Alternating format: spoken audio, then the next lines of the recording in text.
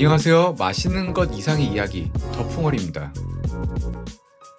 지금 보시는 이 술은 다사이 사케 아니고 다사이 소주입니다. 다사이에서도 사케 말고 증류주가 있다는 사실에 너무 궁금해서 고민도 하지 않고 바로 구매했습니다. 기본적으로 다사이 정규 라인업은 총 6가지 종류의 사케가 있습니다. 그리고 다사이 블루 시리즈가 있고 저는 처음 보는 신제품도 꾸준히 출시가 되고 있는 것 같습니다. 오, 이건 술은 아니지만 탄산수도 판매하고 있네요. 가격을 보니 하이엔드 제품도 보이고 계절 상품도 보입니다. 그리고 가장 아래에 기타 제품에 소주가 있습니다. 저는 집에서 직접 술을 만들다 보니 술의 맛과 향도 중요하지만 이 술이 어떤 방식으로 만들어지는지 꼭 찾아보고 확인을 합니다. 그걸 모르면 가슴이 너무 답답해서 알아눕는 병이 있습니다.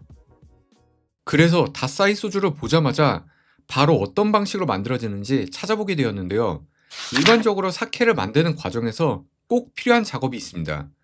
발효를 마치면 맑은 술을 거르기 위해서 술과 지게미를 분리를 시켜야 됩니다. 술을 거르기 위해서 3가지 방식 중 하나를 선택해야 되는데 가장 기본적인 방식은 프레스로 압착을 하는 겁니다. 그리고 고급 사케에 이용되는 후크로즐이라는 방식인데 천에 모로미를 담아서 자연스럽게 떨어지는 방식으로 만들죠. 저도 집에서 약주를 내릴 때 몇 번 해봤는데 떨어지는 술방울을 보고 있으면 속이 터져서 그렇지 결과물은 만족스럽습니다. 확실히 주질이 압착하는 방식보다는 섬세합니다. 그리고 다사이에서 일부 제품에 사용되는 방식인데 원심 분리 방식이 있습니다. 비교적 가장 최근에 나온 최첨단 방식인데 후크로즈리처럼 압력을 가하지 않아서 섬세하고 깨끗한 풍미가 유지가 되는 특징이 있습니다. 이 기계 자체가 굉장히 비싸기 때문에 고급 사케에만 이용이 됩니다. 과정은 다르지만 맑은 술을 거르기 위해서 자연스럽게 지게미가 나오는데 지게미를 사케박이라고 합니다. 그리고 사케박에 물을 부어서 증류를 하면 바로 이 다사이 소주가 만들어지는 거죠. 이런 장르의 소주를 가수토리 소주라고 부릅니다. 단순하게 다사이 소주가 사케박으로 만들었다면 그리 크게 궁금해하지 않을 수도 있습니다. 어차피 맥주 증류하면 위스키이고 와인 증류하면 브랜디 아니야? 라고 할 수 있지만 좀 더 자세히 살펴보면 그들도 원료만 같이 사용 효모나 담금 횟수, 만드는 방식 등이 완전 다릅니다. 사케랑 소주도 마찬가지인데요. 간단하게 차이를 설명하면 사케는 주모를 포함해서 4회에 걸쳐서 만들지만 일본 소주는 2회를 초과하지 않습니다. 그리고 대부분 증류하는 술들은 담금 횟수가 많지가 않습니다. 그리고 당화시키는 균도 아예 다릅니다. 사케는 황국균을 사용하고 소주는 일반적으로 백국균이나 흑국균을 사용합니다. 이유는 pH 조절과 맛과 향에 미치는 영향 때문입니다. 그리고 사용하는 효모도 완전 다른데요. 특히 사케는 발효 온도가 상당히 저온인 9도쯤에서 발효를 하고 소주는 보통 20도 중반쯤에서 발효를 합니다. 온도 차이에서 주질의 결과가 상당히 많이 달라집니다. 온도가 높을수록 발효 속도가 빨라지고 주질이 거칠어집니다. 소주는 어차피 증류를 하기 때문에 비교적 빠르게 발효를 시키는 특징이 있습니다. 결국 이런 디테일들이 모여서 맛과 향을 결정하게 되는 거죠. 이렇게 근본적으로 사케와 소주는 태생적으로 다르기 때문에 저희 호기심을 자극하기에도 충분했고 구독자님이 보시기에도 재미있을 만한 컨텐츠라고 생각이 들고 그리고 변태적으로 퀄리티에 진심인 다사이가 소주를 만들면 어떤 맛일까 진심으로 궁금하기도 했었습니다. 다사이 양조장에 대해서 진짜 아주 짧게 설명하면 다사이는 마케팅 능력도 특출나지만 변화를 두려워하지 않았습니다. 사쿠라이 히로시 회장은 현재 회장이지만 3대 대표이사로 다 죽어가는 다사이 양조장을 살려낸 장본인입니다. 다사이는 1948년에 설립이 되어서 원래는 저가 사케를 생산하고 있었고 그때 당시 일본 시장은 와인과 위스키가 주류였습니다. 그렇게 사케는 점점 설 자리를 잃어갔습니다. 이때 많은 사케 양조장들은 문을 닫았고 다사이도 다른 양조장과 같이 문을 닫기 직전이었습니다. 이때 3대 사장인 사쿠라이 히로시가 대표로 취임하면서 저가 사케는 과감하게 생산을 중단하고 준마이 다이긴조만 생산하기로 합니다. 당시에는 굉장히 파격적인 행보였고 감에 의존해서 만들던 사케 양조 방식을 시스템화 시켰습니다. 그리고 현재 다사이는 미국 뉴욕 하이드파크에 건설한 양조장에서 다사이 블루를 현지 생산하고 있습니다. 블루는 청출어람이란 뜻을 내포하고 있고 일본 다사이 양조장을 뛰어넘길 바라는 염원을 담아서 네이밍했습니다. 이 정도면 대충 다사이 소주에 대해서 알아봤으니 자, 그럼 이제 맛을 보러 가야겠죠?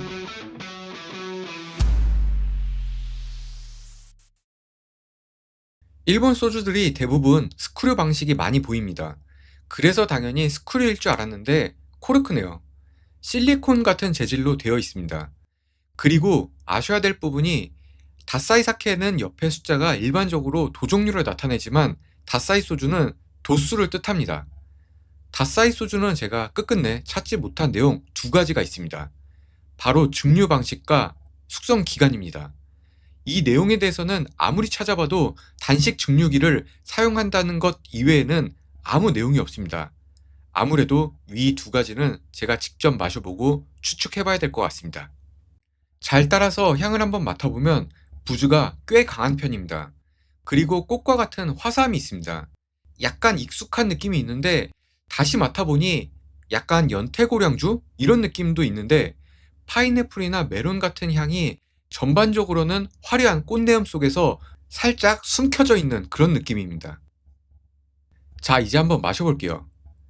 시작이 굉장히 화한 맛이 느껴집니다. 술이 마치 혀에 닿자마자 증발하면서 느껴지는 화함이라고 표현하는 게 가장 가까운 느낌이지 않을까 합니다. 아로마에서 느꼈던 대로 굉장히 화려하고 풍만한 꽃향과 약간 아카시아 같은 꽃내음도 있습니다. 입에 들어오는 순간 타격감과 향이 굉장히 강한 임팩트를 주는데 다사이 사케는 섬세한 느낌을 표현했다면 다사이 소주는 굉장히 남성적인 느낌을 받습니다. 근육질 남자가 엄청 화려한 정장을 입은 듯한 느낌? 이거? 이 정도로 다사이 소주의 첫 인상이 굉장히 터프합니다. 그리고 끝맛에 약간 씁쓸한 맛이 살짝 남는데 다이아메를 드셔보신 분이라면 다이아메보다는 덜 씁쓸하지만 그래도 굉장히 짧은 순간 씁쓸함이 있구나 하는 느낌을 받을 수 있습니다. 피니쉬는 뒷맛 없이 깔끔한 편입니다. 스트레이트로 마실 때에는 도수도 높고 향이 풍성해서 첫 잔 정도만 노진 글라스 잔으로 마시면서 음미하시고 음식과 함께 마실 때에는 고량주처럼 약간 작은 잔에 마시는 게 좋을 것 같습니다. 도수가 높은 만큼 온도락도 한번 즐겨봐야겠죠? 확실히 얼음과 희석이 되면서 온도가 낮아지고 향은 상대적으로 적게 느껴지지만 다사이 소주는 이 정도로 묻힐 향은 아닌 것 같습니다. 여전히 아로마가 좋습니다. 좀 더 차가워진 꽃향의 느낌은 개인적으로 더 좋게 느껴집니다. 39도의 소주는 도수가 높다는 느낌을 받지만 온도락으로 마실 때에는 목 넘김이 좀 더 편하고 음식과 페어하기에 좀 더 좋을 수 있다는 생각이 듭니다.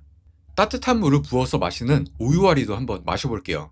대체적으로 따뜻한 술을 좋아하시진 않지만 제가 좋아하는 이유는 같은 술이지만 좀 더 입체적으로 즐길 수 있어서 좋다는 생각이 들고 따뜻한 물을 부어서 마시면 원래 느끼지 못했던 숨어있는 맛이 올라옵니다.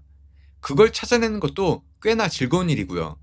물 온도는 대략 60도쯤으로 맞추시면 됩니다. 어림잡아서 10도 중반쯤으로 맞춰서 마시는데 25도 소주는 대충 5대5? 이 정도로 비율을 맞추시는 게 무난합니다. 다사이 소주는 39도라서 물이 더 많이 들어가야 될 것 같습니다. 다사이 소주를 오유와리로 마시면서 전에는 느끼지 못했던 곡물향과 단맛을 찾을 수 있었습니다.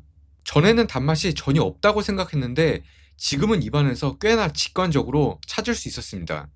조금 더 포근해진 아로마와 피니쉬 끝쪽의 옅은 씁쓸함도 같이 잘 느껴집니다.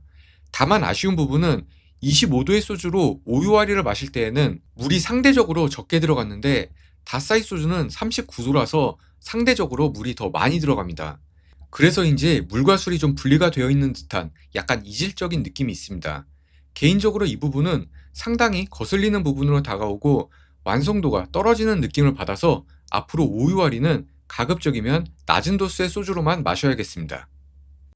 그리고 앞서 말씀드린 끝끝내 찾지 못했던 두 가지 내용, 증류 방식과 숙성의 기간에 대한 저의 추측 그리고 총평을 같이 해보면 이 정도로 화려하면 일단 상합식일 것 같다는 생각이 듭니다. 감합식도 화려한 맛과 향의 술이 있지만 그건 대체적으로 흑곡균을 당화시켜서 기본적으로는 워낙 독특한 풍미가 있습니다. 그래서 감합식으로도 가려지지 않는 아로마를 가지고 있고요.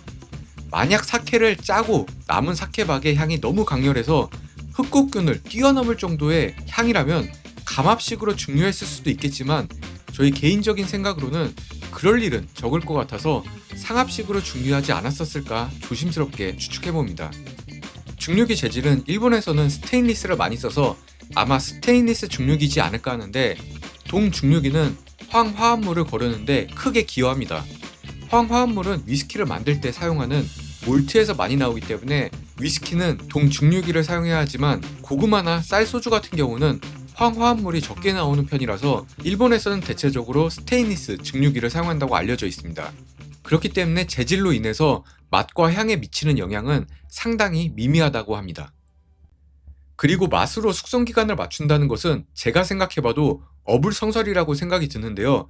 그럼에도 조심스럽게 제 느낌을 표현하자면 고숙성된 소주는 아닐 것 같습니다.